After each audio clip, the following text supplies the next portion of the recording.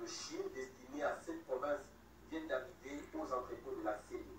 Le journal des 20h, Victor Palekilai.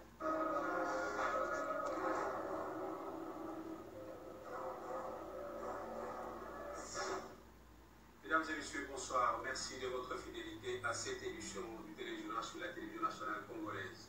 Tout de suite, le vif du journal. Le président de la République, Joseph Kabila Kabange, s'est entretenu aujourd'hui avec le vice-président cubain du Conseil d'État, Salvador Valdés Mesa, à son bureau de travail de la Gombe, audience axée essentiellement sur des questions de coopération.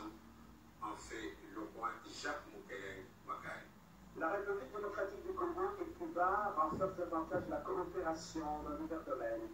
C'est ce qui ressort de l'audience que le président de la République, Joseph Kabila Kabange, a accordée à son bureau de travail de Gombe, mardi 11 octobre 2016, au vice-président cubain Salvador Valdés Mesa.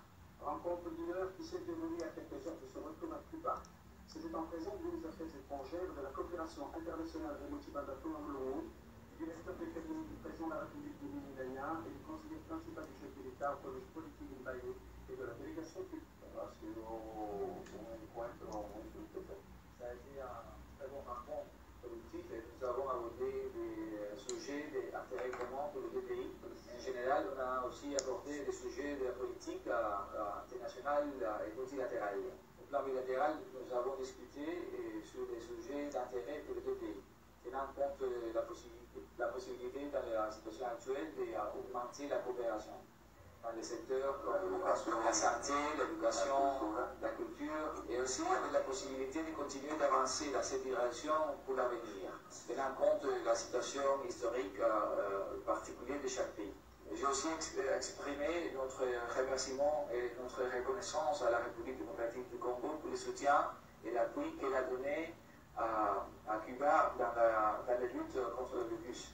Nous avons exprimé aussi notre chaleureuse gratitude, reconnaissance pour les courtoisies et les attentions qu'on nous a accordées dès notre arrivée à ce pays.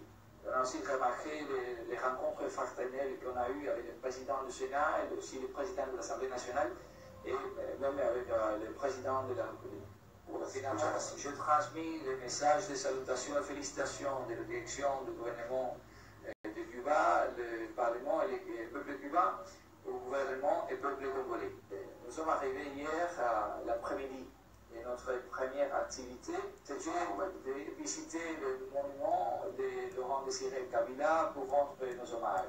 Au nom de la direction du parti, au nom des fidèles et du gouvernement et du peuple cubain. À cause du rôle que M. ancien président Laurent Désiré Kabila a joué pendant toute sa vie pour le développement de son pays.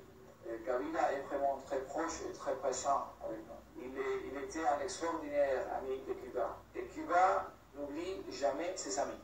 Et nous les rendons hommage toujours. Parmi la solidarité qu'on offrait à plusieurs pays du monde.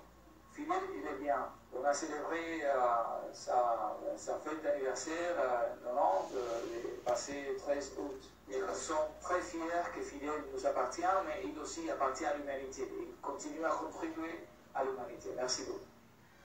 L'homme d'État cubain a été également l'hôte du président de l'Assemblée nationale, Obemina Koundiala Yoko. Les deux personnalités ont évoqué le renforcement de la diplomatie parlementaire entre les chambres de leurs pays respectifs. Constitutionnellement. L'occasion était propice ce mardi pour le vice-président du Conseil d'État de Cuba de découvrir les sièges de l'Assemblée nationale. Salvador Valdés Mesa, à la tête d'une forte délégation, rencontre le président de la Chambre sur le Parlement. L'honorable Beninamo a exposé à l'attention des sonantes le fonctionnement de cette chambre législative, y compris les modalités pratiques de l'existence des commissions permanentes et des groupes parlementaires. Et notre temps fort, c'est l'échange des cadeaux.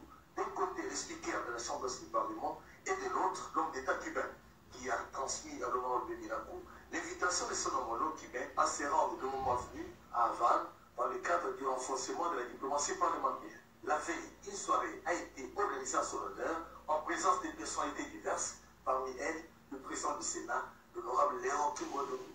Le président de l'Assemblée nationale a, au nom du chef de l'État, Joseph Kabila Kabange, salué l'excellence des relations, non seulement anciennes, mais surtout historiques, qui existent entre la RDC et la République du Cuba. Elles sont liées à la lutte de libération des